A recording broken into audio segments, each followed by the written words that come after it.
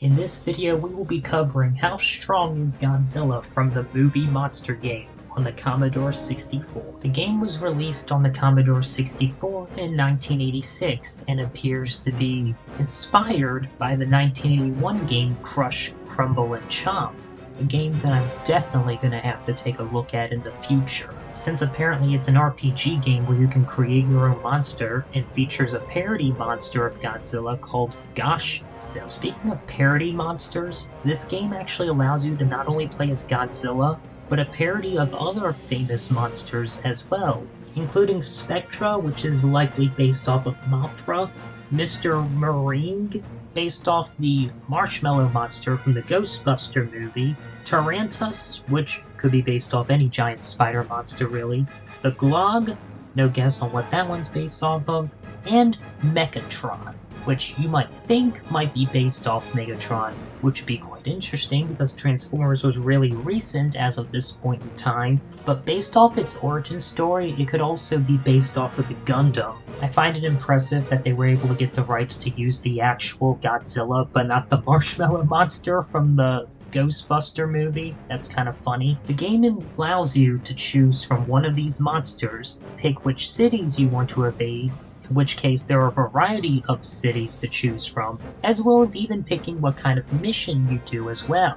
This includes causing a set number of destruction, feeding on people to empty a hunger meter, even if one of them is a robot, finding your monster's lost son, escaping the city because apparently the military somehow captured you at some point, and destroying a specific landmark, one of which is the World Trade Center. Yeah. Upon starting up my emulated version of the game, I actually get a bit of a cheat menu to initiate, where I can basically turn on invincibility and infinite use of weapons, and I guess somehow make the game load a little faster, even though I've seen other people's versions of this game load instantly, so my fast loader cheat is crap. The loading screens for my version of the game take like 30 seconds roughly to load, and is basically what you see when you're going through hyperspace. I pretty much had to turn on the invincibility cheat just to get through most of these missions, since the monsters die way too fast. What you're seeing on screen is the stats for each of the playable monsters. As you can see, Godzilla is the strongest along with Mechatron, although Mechatron is faster moving but lacks regeneration, while Godzilla has the second or third best regeneration in the game, but is also the slowest. Let me just tell you right now,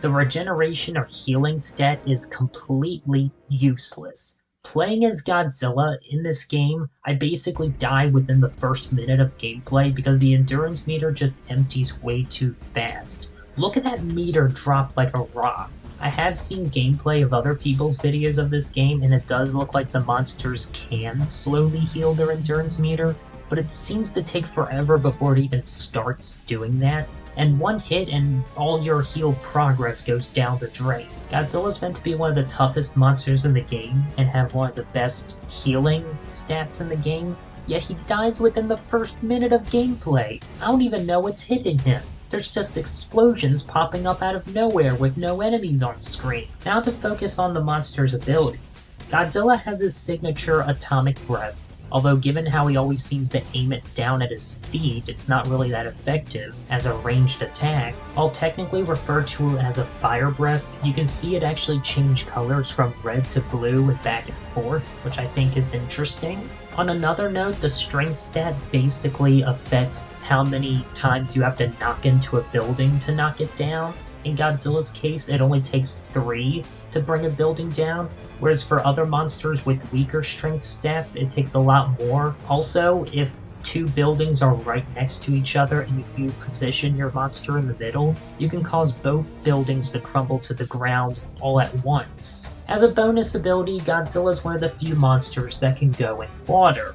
The same cannot be said for our next entry, Mechatron. Mechatron's a bit faster than Godzilla and has the same strength and toughness stats, but lacks the regeneration ability, which like I said is fine because it's completely useless in this game since none of the monsters really seem to heal. Mechatron has a laser blast ability, which seems to fire a lot faster than Godzilla's atomic breath, and as such can be used to destroy buildings much faster than Godzilla's atomic breath, where you basically have to walk right up to it before you can use it, which at that point might as well just take it down physically at that point. However, Mechatron cannot swim, because robot. The Glog has the best stats overall, at least average balanced-wise. He doesn't really have any special ability actions per se, but he has a corrosive touch where if you just bump into a building once, it'll crumble to the ground even if you're nowhere near it after a certain period of time, which I guess makes it useful if you want to destroy a bunch of buildings in a short amount of time. You only have to bother touching each one once and then just wait for the corrosive acid to do the rest. Tarantus is also pretty average with stats, although he does have the second best speed in the game, but also one of the most meh abilities. Being able to shoot out web, which it can use to apparently reel in targets, it definitely has the best range out of all the ranged weapons so far on this list, so I guess there's that. Also, its movement speed definitely makes getting around cities a lot faster. Mr. Meringue is only slightly faster than Godzilla, and also has crap regeneration, but like I said, all the monsters have crap regeneration regardless of what the stats say. It basically just spits out goop, that's it. Like, don't really seem that useful since it has poor range.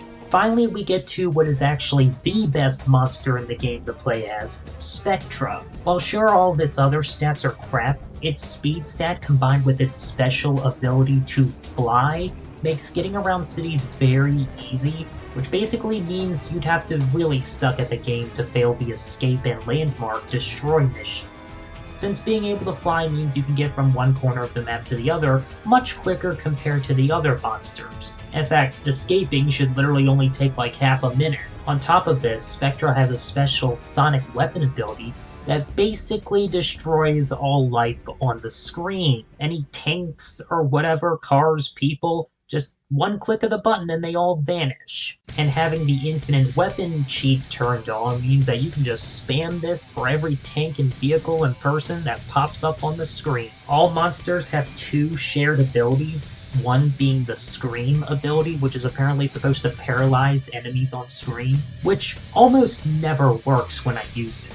Although I think it seems to work when I use it for the Tarantus monster, it doesn't seem to do anything for the other monsters and the tanks keep moving. It doesn't even work as intended. Or maybe it's a bug with the emulated version of the game I'm playing, kind of like how the monsters seem to die way too fast. The other is probably the most terrifying ability for a giant monster to have, Disintegration. Sometimes when you're playing the game you'll hear a sound effect and a plane will fly overhead. You can use the Disintegration ability, and when it comes within a certain radius, the plane will just vanish, just disintegrate before your eyes. There doesn't seem to be any attack or whatever that the monster sends up. You just hit the button and the plane just starts to disintegrate before your eyes. This makes me wonder if this ability, if it's only specifically limited to aerial attacks. What do you think would happen if Godzilla used this against King Ghidorah or Mothra? The game manual makes numerous references to the monster smashing skyscrapers, not to mention being able to destroy two large buildings with one bump from said monsters, if the two buildings are close enough together, although that is highly circumstantial. Based off the height and diameter of the World Trade Center, monsters being able to destroy it should put them at least at city block level. However, the monsters definitely take damage from tank fire, which is only roughly maybe wall to small building level, so it looks like we're looking at a case of another glass cannon Godzilla, where it can dish out quite a surprising amount of damage, but can't take much in return. Now, let's focus a bit on Godzilla himself for this part of the video. I like the brown coloring. I think it's a very unique design for a Godzilla. I like the red dorsal plates on the back. I love the fact that he can moonwalk in the game, and I also love that little smiley expression he has when you have him walk towards the down part of the map, as well as admittedly this little cute animation that happens when he dies. Before you actually start playing the level, there's this little like movie theater scene that plays, and it'll actually sort of give you like a description of what you're about to do in the game. The first screen will basically give you a backstory on the monster you're playing, and then basically give you a unique description based off whatever mission you're choosing to do. You also get a specific victory or death outro when the level finishes. I could probably make a video just covering all the unique outro and intro screens you can get for each monster, but in the death outro for Godzilla, if you die in the game, they'll actually mention how he'll come back someday, so you might have some sort of low over time regeneration ability, or maybe he'll just somehow pop up somewhere else in the world at some point. It's really hard to say. While Godzilla himself only appears to look about the size of a building, roughly 30 meters, according to the game manual, he's actually 400 feet tall, or roughly 121 meters, which would put him roughly around the same height as the MonsterVerse Godzilla and MonsterVerse Mechagodzilla.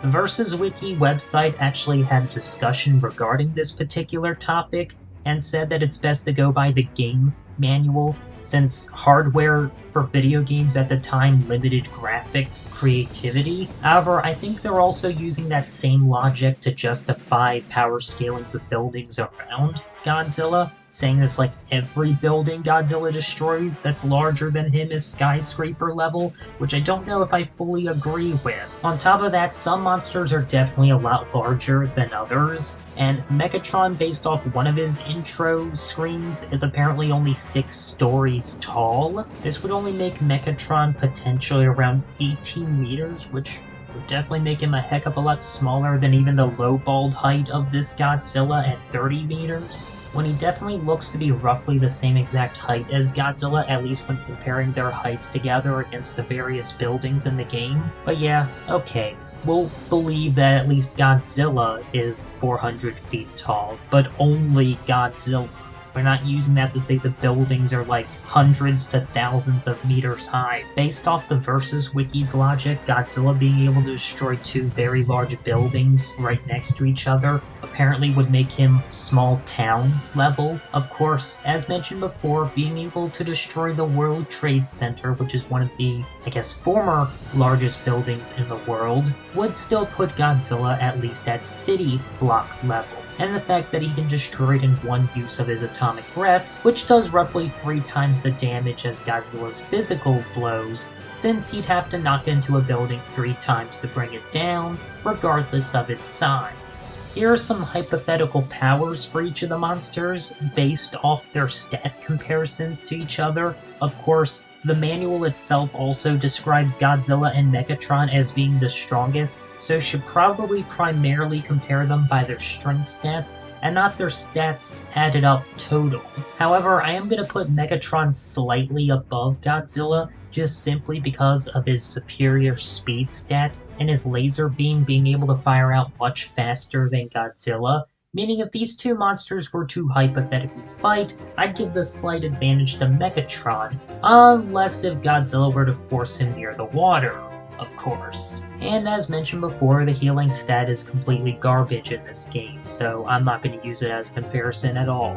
Lowballed, these monsters are bare minimum large building level, of course, since each and every one of them are capable of destroying large landmarks like, say, the Statue of Liberty, or again, the World Trade Center. They should bare minimum be city block level. Of course, if we were to hypothetically destroy 2 of said same buildings that just happen to be close enough together, they could theoretically destroy both of these at the same time, potentially putting them at multi-city block level. And if we go by the Versus Wiki's logic of scaling the buildings to the large 400-foot tall Godzilla, then destroying said giant building should put them at small town level, but like I said before, I'm gonna go with the safest option and say that they're bare minimum city block to multi-city block level at best, and having a glass cannon weakness where they can still be taken down by repeated use of tank fire. Due to these facts, this version of Godzilla is the weakest one we've covered so far. I'd even say that the original Commodore Godzilla could probably beat him, since that one can survive a nuke and potentially recover all of his lost health from it, while this one can be taken out by just a couple of blasts from tank fire. though his disintegration ability is certainly intriguing, and like I said, potentially makes him the perfect anti-air monster, along with the other monsters, and Sphectra. I'm definitely curious to see how his sonic weapon ability would affect the other monsters, as well as if the disintegration ability would work on Sphectra specifically. But yeah, this Godzilla's biggest drawbacks is his slow movement speed, and despite the game stats saying he's one of the toughest monsters, he can still be killed in a minute of repeated tank fire that seemingly comes out of nowhere. And his regeneration stats is way too slow to actually help in gameplay. Or again, it could just be a bug with the version of the game I'm playing, because I've seen other people actually survive playing as him for more than a minute, so maybe it's just something wrong with the version of the game I've got. Regardless, that's all I have to say about this version of Godzilla for now. Join me next time as we cover the Dragon Ball Godzilla. Yeah, that's right, Dragon Ball actually has their own version of Godzilla. How strong is he? Well, just stay tuned for that. See you later, folks.